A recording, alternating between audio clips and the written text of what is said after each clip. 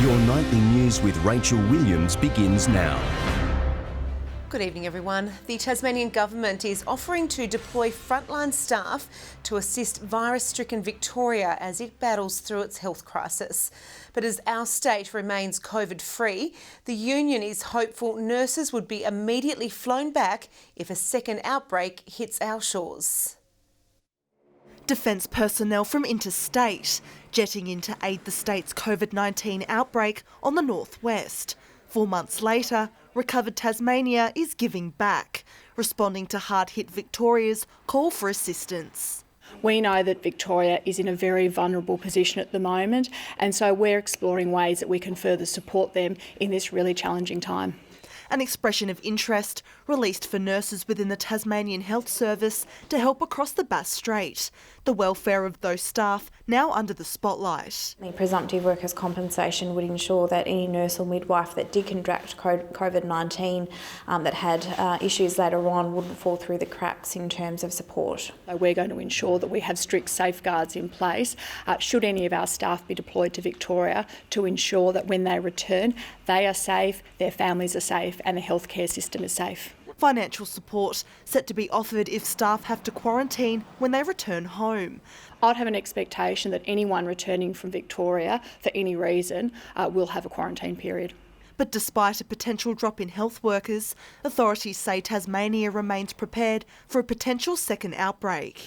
We know that COVID is dangerous, we know that it's deadly, and so that's why, in addition to the significant preparations that we've already done, we are still putting more resources into this. Well, to date, we know that there's around 15 nurses that have put their name forward. Certainly, I imagine if there were another outbreak in Tasmania, that there would be provision for those staff to immediately return to assist with the response here. That we need to maintain capacity and capability here in Tasmania in what is still a very vulnerable time. Ruby Kemain, 7 Tasmania News. For the first time in months, a Tasmanian icon, the Salamanca Market, has returned to its rightful place. Stall holders and visitors are under strict COVID-19 restrictions, but all say they're thrilled to be back. For some, it's like coming home. This is a family business and we've been here for 40 years, and prior to this we've only missed one weekend. Terrific. I woke up this morning with a bit of excitedness about it. For 29 years, Justin Fry has been here every Saturday morning except 5. That was until COVID hit. It's been really nice to have a break, but I'm really enjoying being back. A similar story for Bruce Andrews. I had sales straight away actually. As soon as people came in, it's been pretty good. I've been surprised, and people are certainly coming out and supporting us.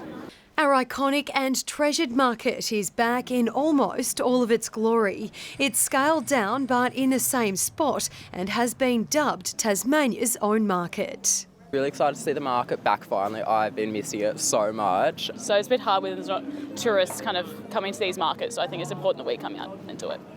There's now a cap of 500 on overall numbers, with these safety angels checking that and monitoring social distancing. A much more defined exit and entry points. We have the hand sanitizer at the entry. The event was shut down in March because of the coronavirus, the consequences wide-ranging.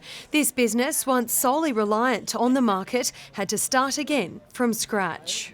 We really had to get our name out there, so it's been a lot of hard work. But it's been worth it, and our business is now thriving. I think we as locals need to actually step up and use local businesses instead of mainland companies. I think the market will be what it might have been 25, 30 years ago, a very low-key Saturday morning affair for locals. Tasmanians supporting Tasmanians to get back on their feet. Louise Hubar, 7 Tasmania News.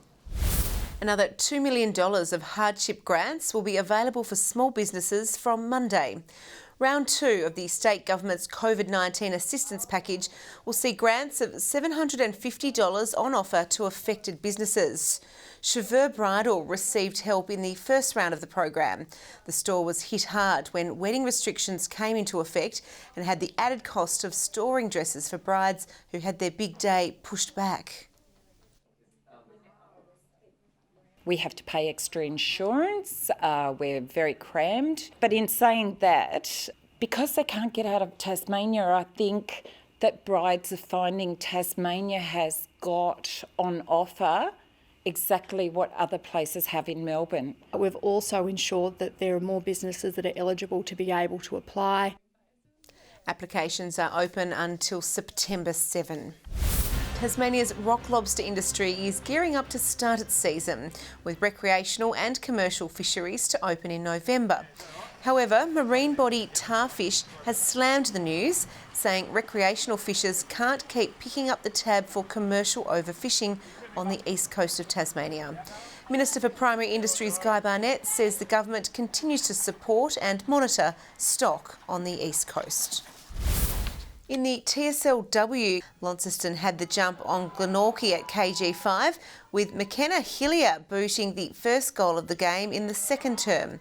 But the Pies proved they're the real deal from that point on, piling on 5 majors while keeping the Blues goalless for the rest of the day.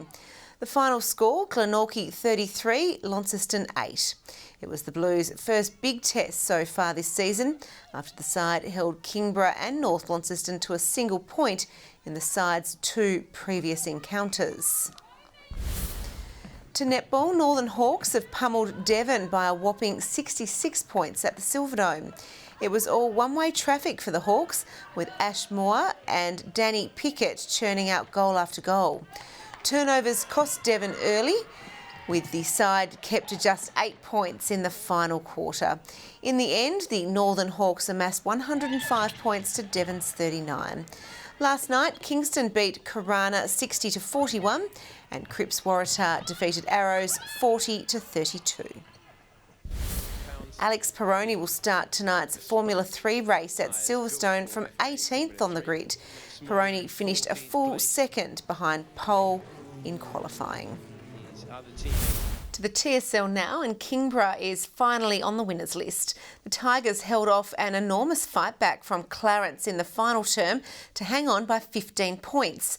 North Launceston has been victorious in the grand final rematch against Lauderdale, and after the game of the round, Launceston is still on top of the ladder, downing North Hobart by 9 points.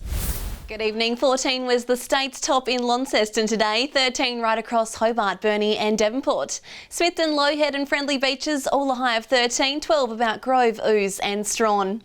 On the close-up, low cloud can be seen about the northeast of the state, while snow can be seen about the central plateau. Further out, a low extends over South Australia, the Bight and Western Australia, while a cold front approaches WA. Tomorrow a high will remain to the south of South Australia, extending a ridge across Tasmania into Central Australia. Southwest to southeasterly winds tomorrow 5 to 15 knots, swells up to 3 metres in the west and south and below 1 metre in the north.